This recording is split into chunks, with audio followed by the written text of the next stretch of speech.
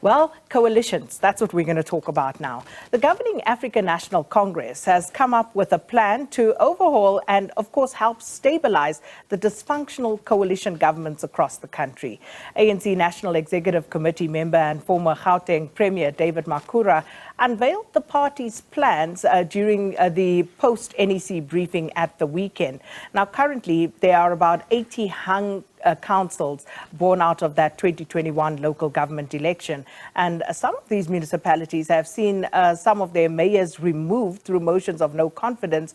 And this has become the norm, seemingly, and adversely affecting the provision of services to citizens around the country. Mr. Makhura joins us now in studio to talk about this further. Mr.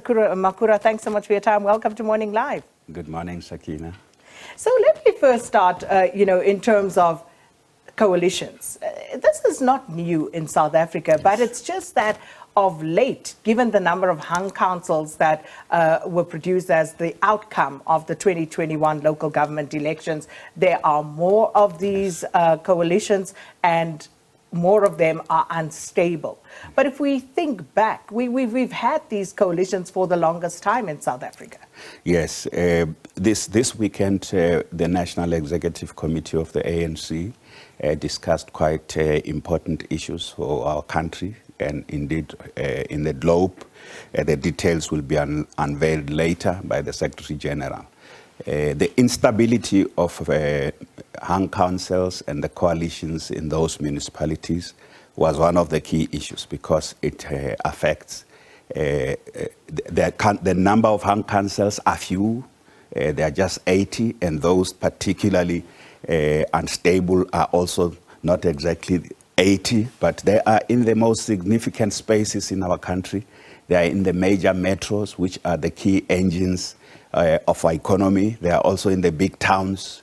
From point of view of population and real economic development, they impact not just the people in those spaces. They have a huge impact on the country. And for that reason, that's why there's a great concern about what's going on in those coalition governments. And the NEC adopted a strategy and a policy position that is going to be applied throughout the country. But the key thing about this policy position is that we also go recommending that there should be a legislative framework. For that, we must work with all the parties. We must go to our parliament to ensure that existing coalitions or wherever there are coalitions that may arise in our democracy, it wasn't foreseen, that should be regulated. And the fundamental reason why they should be regulated is they should focus on people's issues, on service delivery, and we all know, as everybody is frustrated that coalitions have brought development and service delivery to a complete halt, and this is affecting citizens. So that's what informed the NEC's focus on this. We were given this directive by the 55th National Conference of the ANC. It said, the conference said we're not happy as conference.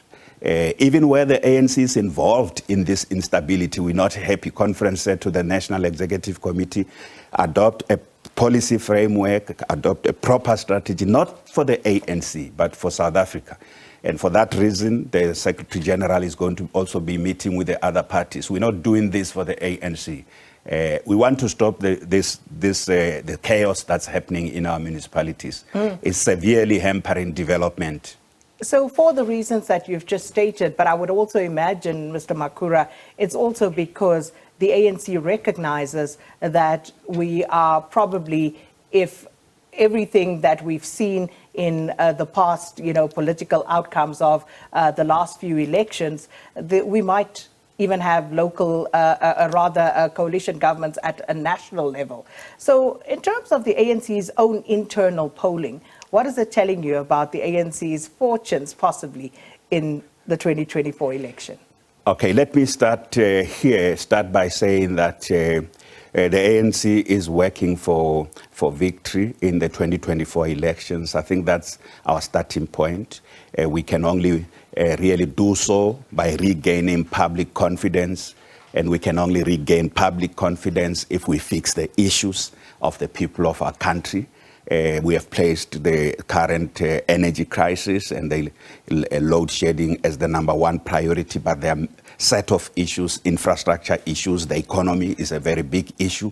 All those, crime is a big issue. Those are the issues, as you know, we are attending to them. Fixing what happens in the ANC, how the ANC is perceived. Renewal is exactly about that. We know that the big driver of the ANC's decline has been people who have always been the core supporters of the ANC, staying away from elections, staying at home, not necessarily moving to other parties. And we're very clear what their dissatisfaction is and what we need to do to address that. So we first work for a decisive victory. We have looked also in the current local by-elections that are taking place, and we're very pleased with the developments, including in the last by-elections. But we know we can't take South Africans for granted. We know that things are quite tough. So we are keen to regain that public confidence, not just for the ANC. South Africa, at the stage of development, the challenges we face, it will be disastrous for this country to end up with a coalition government. Look at what is happening in the cities. And we also reviewed international experience. We reviewed detailed studies conducted by academics, but also we looked at countries, some of which we're very close with. Coalitions would work in certain countries, but in other countries, they are just disastrous. So they have a very mixed track record. We can't bank on coalitions to move South Africa forward. We need to make sure that, and that's what we are doing, that we're going to have a stable government, especially stable national government. The ANC is working for that, a stable national government. Otherwise, the country will grind to a halt. But with regard to the current coalitions, we also need a plan, and we're putting this plan on the table. And I hope you can give me a few minutes just to say what are the elements of the plan. Before we get to that, Mr. Makhura, you haven't answered my question. What did the ANC's internal polling reveal about the party's potential fortunes in next year's election? Well, all I can tell you without going into elections, because into polling, because my mandate is... But you did the polling, the party. Yes. And we did an assessment. We were discussing also election strategy this weekend. I can confidently say to you that from the 2021 local government elections, where we know we had 3.3 million people actually stay of our core supporters staying away, we are happy that there is some recovery. That's all I can say to you. That recovery is not only by internal polling. Let me help you to perhaps more pointedly answer the question, Mr. Makhura. Will the ANC poll below 50% as per your own internal polling? We are confident that South Africans will give us the mandate to continue governing South Africa. Yeah, but that's not what I'm asking. I'm asking what is the poll saying? What is the poll saying? It's based on our own assessment. 50%? 48%? I can't say to 45%? I can assure you. No, certainly we are recovering. We are recovering. Below 50%, though? No. So what is the number? Why is this a secret, Mr. But Makhura? Have you seen Frans Cronje's own numbers? No, but I'm talking about the ANC's internal our polling. Own numbers very much confirm with what Frans Cronje is saying. The majority of South Africans watching now, they haven't seen it. They don't know what the ANC is indeed recovering from the losses, especially the very last election. So where are you sitting on that recovery? 2021. Is it that bad, Mr. Makhura, that you don't want to tell us? No, I've never done that. Not in any election before. You can ask any journalist. I have never said we are at this level. No. And I can never say, but we are recovering from the losses of 2021 elections. And I appreciate that this is, of course, all speculative. Yes. But you in the ANC have an actual document that says to you, this is what the polling is saying to us, which is, of course, what you are working of as one of the diagnostic documents towards the 2024 election. All I can say to you is what is it saying to you? We are happy with the recovery and where we have had huge losses in 2021 elections, and this is shown in by-elections. We are happy with the recovery. We need to work harder, and we are working for a decisive victory. All right, you're not going to tell me. I will find it, though. You will find it. I will find it. And the ANC... And I will share with our viewers. And an ANC leader mandated to talk about polling will actually come and tell you and tell But surely it's not whoever. a big thing. It's not a massive thing, Yeah. because I think this is probably, in my opinion, what is perhaps also spurring you on as the ANC to come up with this framework for coalitions and how they ought to operate. I can assure you that we don't like coalitions. We are working for victory because we know they'll be disastrous for South Africa.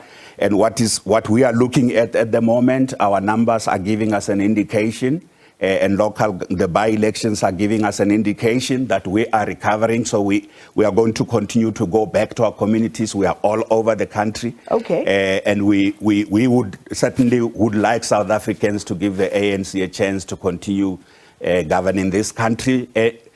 Any coalition will be disastrous for South Africa. So what are you proposing in terms of these coalitions? How do you propose to stabilize them? So the first thing is that any coalition anywhere else in the world shouldn't be for its own sake, so there must be a program of action. So we have had coalitions since 2000, but they were smaller, and from 2016 they became major players, and people said coalitions are a dramatic indication of democratic maturity, and then everybody now says no. And it's precisely because most of these coalitions are not functioning on a program that is focusing on delivery. It's about parties ganging up against others. And the next round, these other ones who were excluded come back and gang up or remove those who are in. It's not focusing. So we basically now say the starting point is what we call the Citizens' Charter, a program of action amongst coalition partners. It must be signed. It must be made public. There should be no secret deal-making amongst political parties. The second thing that must be part of that component is shared values. And by shared values, we know there will always be ideological differences. There's no way you can just stick to ideologically based coalitions. You need public interest. You focus on public interest. Shared values on issues like a stable government, good governance, making sure that we observe the rules, but also protecting the administration. One of the saddest stories of these coalitions is that just administration in municipality has come to a standstill because every time there's a new coalition, the city manager is changed and the next group of managers are changed, and they are sitting there paid by the public. They cannot function. They are waiting to know who's the next mayor. So we want that legislation to insulate administration from political changes that happen every 5 years or every 2 years, whatever happens. So the administrators across the world where coalitions have functioned well, the administrators continue to do their work. The civil servants do their work. An example, in Italy, you have changes of government many, many times. It never affects the cleaning of the streets, fixing potholes, because that's the function of an administration. So why only do you think if that is it the is case stable, in South that Africa? administration, and focusing on its work, and the politicians don't interfere in the administration, including tenders, try to do illegal things. So this framework will also prevent, we know it is unlawful for politicians to try, through coalitions, to try and cut deals that includes removing administrators or agreeing on who must get what tender. All that will be outlawed. But we also want, in the framework, a party that has got the largest voter support, or that got the largest voter support, must have an initiative to set up government. It must have the first option, and it must take responsibility when you have things going wrong in a municipality. You can't, there's no equality that everybody, all the coalition partners are. The citizens did not give us the same numbers. And when we set up government, there must also be proportionality. So if the ANC has the largest majority in that coalition, it must take full responsibility. You can't have a smaller party that ends up being given the mandate to govern a city. And it didn't get the electoral support for that. So there's so that's also undermines democracy in a very big way. So and we have ANC other additional issues in there. Is the ANC going to lead by example by starting to take that sort of responsibility in the local government administrations where it currently does have a majority, because it's always very easy to defer to the collective responsibility. Yes, actually, this coalition strategy we have adopted and the strategy to stabilize municipalities applies with immediate effect. So the Secretary General, when he announces at a media briefing later today, I was talking to the chairperson of Gauteng, my comrade Panyaza Lesufi, who was meeting with the parties in Johannesburg yesterday, and they know that the next step in Johannesburg will be guided by the ANC policy position adopted by the NEC. And anywhere else where we have coalitions where the ANC especially is the largest party in those coalitions, this framework is going to apply. We will also engage other parties. We want other parties to also understand this law, particularly a legal framework, but also a change of how coalitions must not focus on themselves, must focus on the citizens. It's something in the best interest of all South Africans. So we are going to do that with immediate effect. So, of course, that would be the ANC's position. Yes. But in terms of buy-in, not only do you need the buy-in of other political parties, but you need the buy-in of the ANC members themselves, especially at local government level. And we've seen previously, not only with the ANC, but with other parties, where the directives from national has seemingly gone against what people have wanted to do at local government level. Yes, certainly across the country, this decision of the National Executive Committee is going to be applied, and it will be adhered to. You know, one of the things, as the head of political education, one of the things I am really focusing on with the subcommittee that we are working with is to instill discipline, to just cultivate the culture of how organizations work. You may not agree with all the decisions of an organization, but when those decisions are made by the authorities or the structures that have the constitutional authority to do so, you must adhere by that. There are municipalities where ANC members have voted with opposition and they've gone against the decisions. That is something this National Executive Committee is going to put that to a stop. We have already started doing that. You saw what happened in Mangaung. This weekend, decisions were made across the country. There are areas in provinces where the provinces reported to us.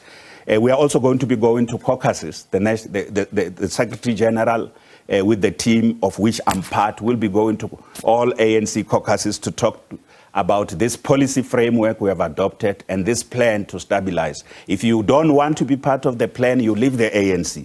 It is for the sake of the country, it's not for your sake. If you want the coalition position for yourself, and it doesn't match with our objectives on how to stabilize and strengthen municipalities, and you want to do something else, you better leave the ANC. So that's the Riot Act that will be read to all members by the Secretary General. So does this also mean, therefore, that where the ANC has the majority, which I would imagine be the case in most of these municipalities, do you therefore also expect the ANC to assume the top leadership positions in those municipalities?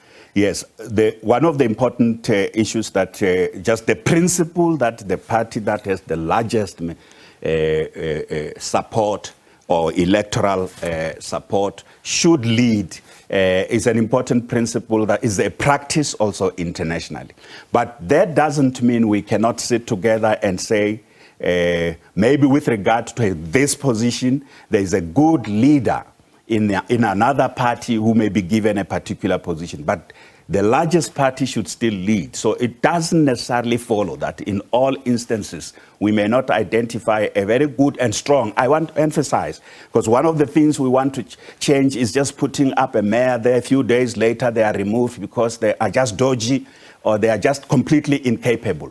Whether that mayor comes from the ANC or comes from another party, because it's not a deal making, is because we have identified somebody that we think can lead this city as part of the coalition of which we are part. But the ANC as the largest party, takes responsibility, must have significant representation in all the positions, not just any other, but those that are also central to delivery. So we may indeed end up with a municipality that's where the mayor is not ANC. That's not the key problem for us. The issue like is the city of Johannesburg. The issue is what's the caliber of that person, So and how were they identified. And the national team that's led by the Secretary General and the Deputy Secretary Generals and the working committee of the ANC is now taking active interest. You won't wake up one morning and then there's somebody who's just made up mayor there. Those people will have to be approved. The ANC interviews mayors, for that matter. We would like to be, whether it's a mayor from the ANC or not, and because we don't want to come across as if it is just going to be ANC members. It must be capacity that we measure. It must be the caliber of the size of the city and what kind of, but it's not only the mayor, it's also the other positions. If we take the economic hub of the country, the Yes. city of Johannesburg, Yes. has the ANC discussed and decided about the leadership in the city of Johannesburg? Should the mayor come from the ANC? You remember that we took this decision yesterday, and the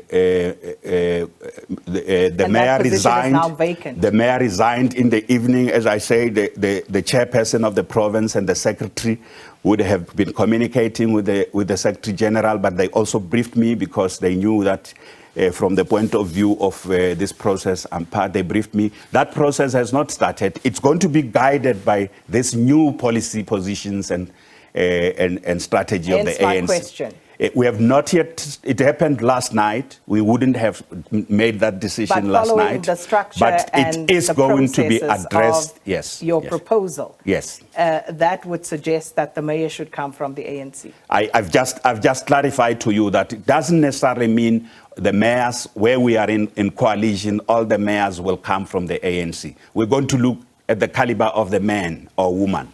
And when we are happy with the caliber of the man or woman, to help take forward the city. So the ANC is not just looking at itself. We will be able to approve that, but it will be very rigorous to arrive at that decision. Well, very rigorous. I'm not sure how you're going to interview candidates from other parties as the ANC, but we'll see how this unfolds. Just before we go, final time, what did you poll in your internal poll? You will know. We are happy with the recovery. And we are working very, very hard for an overwhelming victory. Less than 50%. Right. Not at all. So how much was it? You're trying very hard. We are going to leave it there. ANC National Executive Committee member and former Gauteng Premier David Makhura unveiling the party's plans, which of course came through during that post-NEC briefing at the weekend, and looking at how to regulate and perhaps stabilise these coalitions, because currently there are in the country around 80 hung councils, and I suppose the worry is what's happening in some of the leading metros and bigger municipalities in the country. And some of these municipalities have had mayors removed through motions of no confidence, which have now become commonplace, adversely affecting provision of service delivery in many of these municipalities. So that was, of course, Mr. David Makhura. Let us know your thoughts at Morning Live SABC.